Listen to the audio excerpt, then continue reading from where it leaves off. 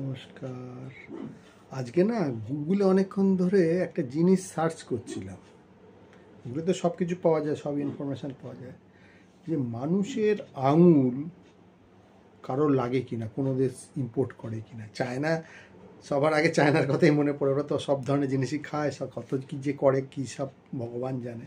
আমি দেখছিলাম যে আঙুল মানে ইম্পোর্ট ফিম্পোর্ট করে কেন।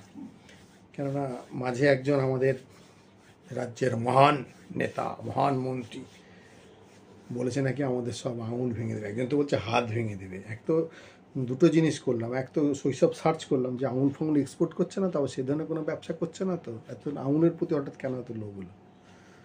তারপরে আরেকটা জিনিস করেছি, যদি ভেঙেই নেয় তাহলে তো আঙুল দিয়ে কিছু করতে পারবো না। অনেকক্ষণ ধরে ক্যারাম খেললাম, মনের মানে আনন্দে ক্যারাম খেলে নিলাম যে যদি সত্যি সত্যি আঙুলটা ভেঙে নেয়।